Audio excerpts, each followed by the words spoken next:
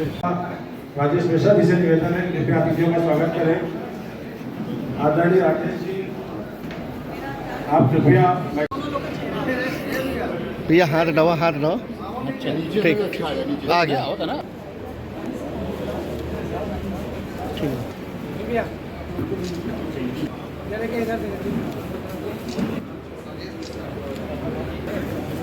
श्री राजेश जी का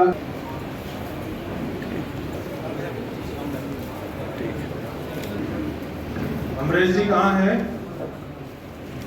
आपके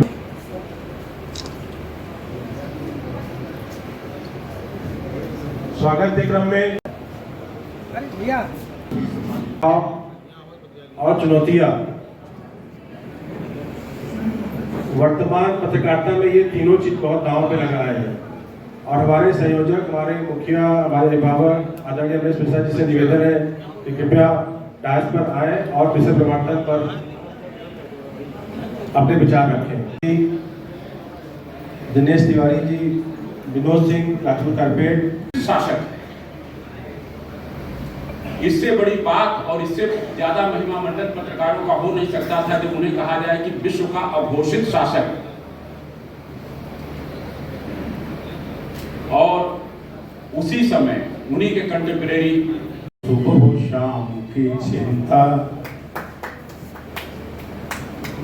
किसी सूरज को कब होती है, सुबह शाम की चिंता किसी सुकरात को होती नहीं, अंजाम की चिंता करेगा सत्य का संधान जो कबीरा का वंशज है, न दक्षिण की उसे चिंता न उसको वाम की चिंता।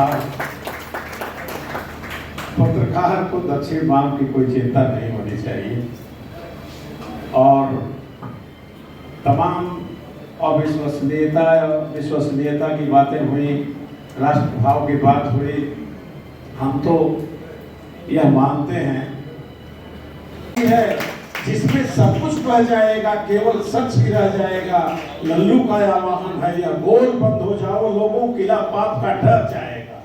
रात कटेगी, दिन निकलेगा, फिर से नया सवेरा होगा।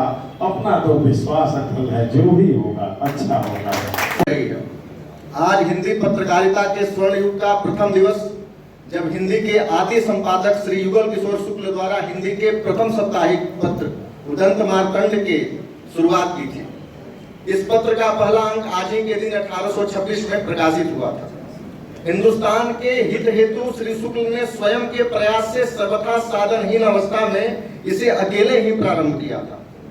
इस पत्र का जो पहला पद्य था वो था कि दिनकर कर प्रगटत दिन ही यह प्रकाश अटयाम, ऐसे रवि अब युग जो नहीं जे हिते ही सुख को दाम। नवाकुरित पत्रकार बंधु को सभी को हिंदी पत्रकारिता दिवस की हार्दिक शुभकामनाएं एवं बधाई देता हूँ। करने वाले वकील पंडित जुगल किशोर शुक्ल जी ने अंग्रेजों के नाक के नीचे हिंदी पत्रकारिता के इतिहास में चाहे वो जाति धर्म से उस लोगों की हत्या। एक मिर्जापुर का और नाम में है जो पांडे में चंद शर्मा को गुजरे प्रताप के थे से हम लोग को भी याद है कि बहुत जाते और आगे एक मंदिर में रहते थे और बहुत लंबा संघर्ष किया उसने। इधर देख लीजिए ठीक। एक पत्रकार का जब आता था, एक प्लेटफार्म पर जनपद के सभी पत्रकारों का होना सुनिश्चित करें। अपना अलग अलग दिशा देते हैं, अलग अलग भागते हैं। सुबह के कार्यक्रम में कहा गया, संयोजक थे मुन्ना भाई बैठे हुए हैं, वहां भी अमरेश भी अभी वहां थे उस कार्यक्रम में। पत्रकार भवन की बात आई, हमने जमीन भी इन लोगों को निश्चित करा दिया। अमरीश भी ने कहा कि नहीं, सांसद जी भी पैसा 35 लाख देने को तैयार है। हमने भी कहा कि हमारे विधायक निधि से पैसा ले लीजिए, जो चाहिए बनवाने को हम तैयार है। लेकिन एकजुटता किसी के हो ही नहीं पा रहा, एक प्लेटफार्म पे आ ही नहीं पा रहे हैं लोग। कोई किधर पैर खींच रहा, कोई किधर खींच रहा है। वहां भी हमने कहा, आज यहाँ भी कर रहे हैं। आज के 7-8 साल पहले ही बन के तैयार हो गया होता, हम पहले की बहुत बात नहीं कर रहे। लेकिन कई लोग आए कि बनना नहीं चाहिए, बनना चाहिए, हमें भी भवन अलग से चाहिए। कुछ लोग लोग कहें हमें भी भवन अलग से चाहिए, तो आपके जनपद के सांसद विधायक अलग अलग भवन किसको किसको दे सकते हैं। सब लोग एक प्लेटफार्म पे आए, हम दावे के साथ करें जगह भी मिलेगा, बनाने के लिए धन भी मिलेगा, भव्य जो आपके बच्चे तैयार भी हो जाएगा। लेकिन आप लोग सहमति बना के एक प्लेटफार्म करिए। अगर नहीं है तो किसी भी मंच से अब इसका बात उठाना बंद कर दीजिए। बात रखने से कोई फायदा नहीं है।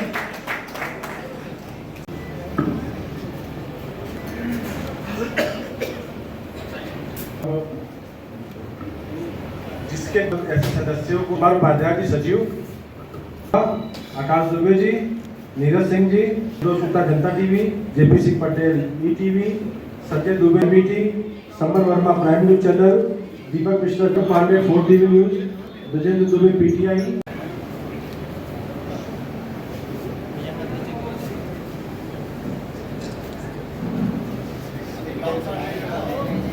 पीछे हो यार। कहते हैं कि यहाँ पे मेडिकल कॉलेज भी है। ठीक है। कहाँ है अनुज भैया? पहले में पूजा किया जाता है।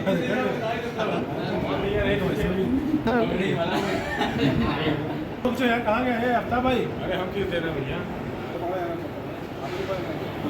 माला नहीं माल भी पैसा करता सेम फीलिंग है। हाँ यार है काय ना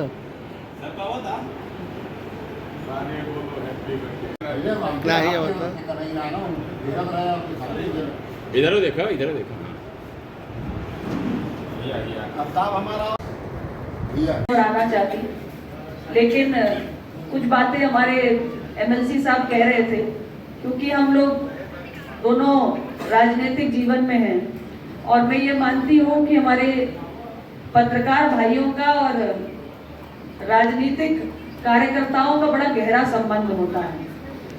और मेरे लिए तो ये एक बेहतरीन मंच है कि मैं अपने पत्रकार भाइयों से अपने मन की बात कह सकूं। निश्चित रूप से समाज के निर्माण में, देश के निर्माण में पत्रकार भाइयों की बहुत बड़ी भूमिका है। आपको यूं ही लोकतंत्र का चौथा स्तंभ नहीं कहा जाता है। और कोई समाचार पत्र, कोई टीवी चैनल महज विचारों के आदान प्रदान का माध्यम नहीं है, बल्कि समाज को, देश को सही दिशा पर आगे बढ़ाने का एक बहुत बड़ा जरिया भी है। और आप पत्रकारों की भूमिका बेहद महत्वपूर्ण हो जाती है। आप सरकार को कटघरे में भी खड़ा करते हैं, आप समाज में व्याप्त तमाम कुरीतियों पर भी प्रकाश डालते हैं। समाज के किसी कोने में कहीं कोई अन्याय, अत्याचार, कहीं कोई घटना, दुर्घटना होती है, उसे भी उजागर करते हैं। इसलिए मैंने कहा कि समाज को सही दिशा पर ले जाने में आप सबकी बड़ी भूमिका है, इसलिए आपकी नैतिक जिम्मेदारी बहुत बड़ी हो जाती है। लेकिन ये कलयुग है और कलयुग में तो कोई व्यक्ति, कोई संस्था, कोई क्षेत्र ऐसा बचा ही नहीं है जिसमें कहीं ना कहीं कुछ ऐसा तत्व ना आ गया हो जिससे सभी दुखी हों। बहुत सारी बातों का उल्लेख मेरे भाई विनीत सिंह जी ने किया। मैं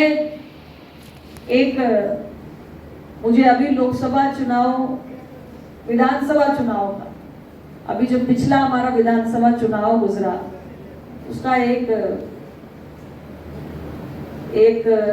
एपिसोड मुझे याद आ रहा है। मैं इसलिए उल्लेख कर रही हूँ कि मैंने कहा कि पत्रकारों और हमारे राजनीतिक कार्यकर्ताओं का, हम जैसे लोगों का, जनप्रतिनिधियों का बड़ा गहरा रिश्ता होता है। आप कलमवीरों की कलम में इतनी ताकत होती है कि आप क्या लिख दें, कभी आप जनप्रतिनिधि को, किसी नेता को, किसी सामाजिक राजनीतिक कार्यकर्ता को स्टार बना देते हैं और कभी आप पूरी हवा निकाल देते हैं। आपकी कलम में इतनी ताकत होती है। आप क्या हेडलाइन का चयन करते हैं, क्या आप अपने स्टोरी में लिखते हैं, उन बातों का बड़ा व्यापक प्रभाव पड़ता है। तो पिछला जो हमारा विधानसभा चुनाव गुजरा था, मुझे याद है कि, या लोकसभा चुनाव की बात है, गलत याद है, विधानसभा नहीं लोकसभा चुनाव था। गर्मी इस बार बहुत थी, चुनाव हमारा बहुत लंबा चला था, 7 चरणों में चुनाव था। तो मुझे याद है कि गर्मी इतनी भीषण थी कि आम जनता, समर्थक, जो भी चुनावी रैलियों में इकट्ठा हो रहे थे, उनके लिए उस उमस भरे गर्मी के माहौल में एक जगह पर इतनी नजदीकी में, जहां एक रैली में हम किसी मैदान में, किसी सभागार में खड़े होते हैं तो बड़ा घुटन भरा वातावरण होता है।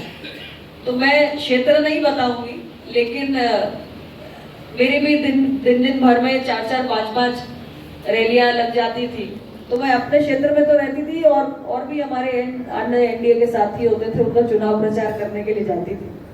तो मुझे एक वाकया याद है कि मैं ऐसे ही एक क्षेत्र में गई थी अपने किसी एनडीए के साथी के पक्ष में प्रचार करने के लिए। तो बड़े एक मैदान में उन्होंने जनसभा का आयोजन किया था और मैं चॉपर से उतरी और मैं, क्योंकि हमारे पास समय बड़ा सीमित होता था, एक दिन में अगर आपको 5-5, 6-6 कार्यक्रम करने हैं तो एक जनसभा के लिए बड़ा सीमित समय होता था। चॉपर का अपना टाइम होता है, इतने बजे से पहले उड़ेगा नहीं कि इतने बजे से पहले वापस लौटना है, तो वो सब हमारे पास बाध्यताएं रहती थी। तो उस कार्यक्रम में मैं गई तो भीषण गर्मी थी। मतलब उस दौरान ये 6-7वें चरण का ही कोई हमारा एनडीए का साथी था, मुझे याद है, और इतनी तपती गर्मी थी क्योंकि मैं तो मिर्जापुर में स्वयं प्रचार कर रही थी। मुझे याद है कि 48-39 डिग्री टेम्परेचर चला गया था। तो जब हम प्रचार करने के लिए निकलते थे तो ऐसा लगता था कि बस पूरा सूर्य देवता शायद नीचे ही उतर आए हैं। तो उस कार्यक्रम में हमारे जो प्रत्याशी थे उन्होंने बहुत भारी भीड़ जुटाई थी, लेकिन क्या हुआ कि वो जो अपना शामियाना लगा हुआ था उसके अंदर गर्मी बहुत, कूलर पंखे के बाद भी बहुत ज्यादा थी। तो बीच में एक जगह से लोग हटकर दूर दूर पेड़ की छांव में खड़े हो गए थे। तो उस रैली के बाद जब मैं करके आई, बहुत जबरदस्त समर्थन था, वो प्रत्याशी विजयी भी हुए। लेकिन जब मैं रैली करके वहां से आई और दूसरे दिन वहां के समाचार पत्र निकले तो हमारे कुछ पत्रकार भाइयों ने क्या किया, थोड़ी कृपा ज्यादा कर दी। उन्होंने केवल उतने हिस्से का फोटो खींचा जहां पे थोड़ी कुर्सी खाली थी, जो गर्मी के कारण वहां के जो कुछ लोग बैठे होंगे, गर्मी के कारण वो छिटक के पेड़ों के नीचे जाकर खड़े हो गए कि थोड़ी हवा मिले। तो उतना ही फोटो उन्होंने छापा और लिखा, एक बहुत खूबसूरत सी उन्होंने उसकी हेडलाइन बना दी, अनुप्रिया पटेल की रैली फ्लॉप। तो जब मैंने उस समाचार को देखा तो मैंने कहा कि भाई इतना अच्छा हमारा कार्यक्रम था कि जो लोग आए थे उन्हें तो पता था कि प्रत्याशी के पक्ष में जबरदस्त जन समर्थन है, लेकिन दूर किसी गांव में कोने में कोई आम जनमानस, कोई आम मतदाता यदि बैठा होगा तो उस समाचार पत्र को पढ़कर, ये चुनाव का समय है, उसकी मनस्थिति प्रभावित होगी और इससे जो प्रत्याशी चुनाव मैदान में है, मेरी सेहत पे तो कम असर पड़ता, लेकिन जिसका चुनाव क्षेत्र था उसके वोट पर जरूर इसका प्रभाव पड़ता। तो ये ऐसे कई वाकया होते हैं हमारे जीवन में। रोज का हमारा पत्रकार भाइयों के साथ एक ऐसा संबंध है कि रोज उनसे पाला पड़ता ही है। तो ये एक वाकया मुझे याद आया, लेकिन मैं अपने मिर्जापुर क्षेत्र में जरूर कहूंगी कि खट्टे मीठे दोनों प्रकार के अनुभव होते हैं। आप सब पत्रकार भाइयों का बहुत मुझे प्यार भी मिला है, बहुत आप लोगों का समर्थन भी मिला है। मैं आज आप सब पत्रकार भाइयों के बीच में हूँ तो मुझे स्मरण होता है, हमारे एक पत्रकार भाई थे, आज हमारे बीच में नहीं रहे। मुझे कई बार उनका स्मरण होता है क्योंकि मैं मिर्जापुर में जब पहले आई थी 2014 में, तो जिला मेरे लिए एकदम नया था।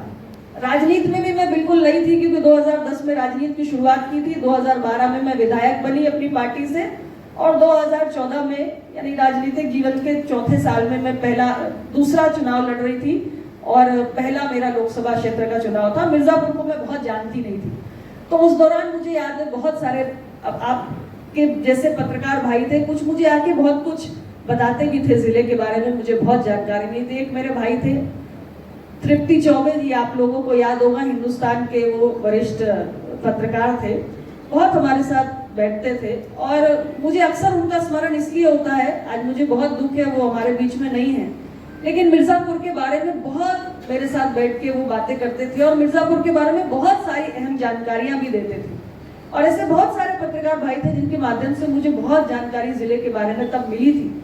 तो हम उन जानकारियों के आधार पर विकास का कामों को भी मैं गति दे पाई थी। तो मैं इसके लिए मैं एहसानमंद हूँ, आप सबके माध्यम से बहुत अच्छा मुझे इस दृष्टि से भी समर्थन मिला।